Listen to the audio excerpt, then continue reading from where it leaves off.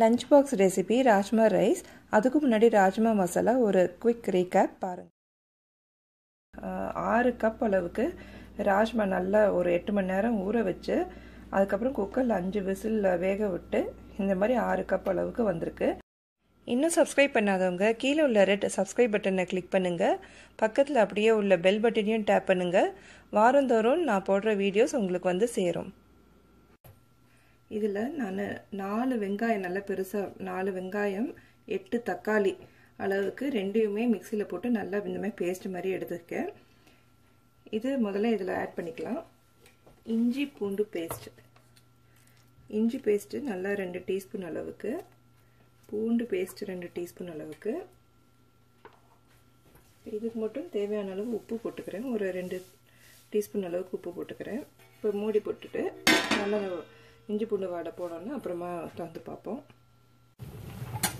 ஒரு 5 நிமிஷம் ஆயிருக்கும்.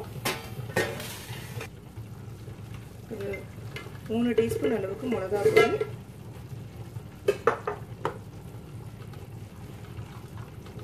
அதில் பாதி கொத்தமல்லி பொடி, அதாவது 1.5 டீஸ்பூன் அளவுக்கு போட்டுக்கிறேன்.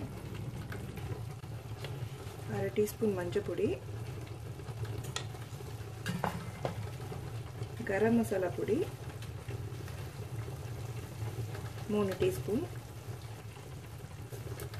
இதோட ஆம்ச்சூர் பவுடர், இது கடையில் வாங்குறது தான். Amchur powder 1 teaspoon, 1 table spoon அளவு போட்டுக்கலாம் தாராளமாக. ஏற்கனவே போட்டுருந்தோம், அதனால் இப்போ கொஞ்சமாக தான் ஆட் பண்ணிக்கிறேன்.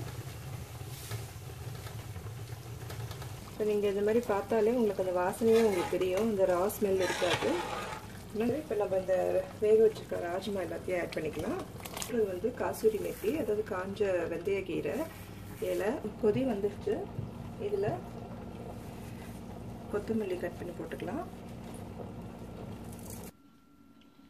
ராஜ்மா மசாலா ரெடி. செஞ்சு பாருங்கள். லஞ்ச் பாக்ஸ் ரெசிபி இது 2 பேருக்குமே சொல்லலாம். Vegetarian lunch box recipe. Rajma masala ஏற்கனவே வீடியோவில் போஸ்ட் பண்ணியிருக்கேன். நீங்கள் சாதம் ஸ்டீம் பண்ணிவிட்டு அந்த ரைஸோட நீங்கள் இந்த ராஜ்மா மசாலா மிக்ஸ் பண்ணிவிட்டு குழந்தைங்களா இருந்தால் நெய் ஊற்றி கொடுங்க. இது ரொம்ப ப்ரோட்டீன் நிறைஞ்ச ஒரு சத்தான லஞ்ச் பாக்ஸ் ரெசிபியாக இருக்கும். இது காலையில் செய்யறதுக்கும் இது ஒரு ஈஸியான ரெசிபி. இது பெரியவங்களுக்கும் நீங்கள் கொடுக்கலாம். செஞ்சு பாருங்கள். உங்கள் குழந்தைங்களுக்கும் பிடிச்சிருந்தா மறக்காமல் உங்கள் ஃபீட்பேக்ஸ் அண்ட் கமெண்ட்ஸை கொடுங்க. இது வரைக்கும் வீடியோ பார்த்ததுக்கு நன்றி, வணக்கம்.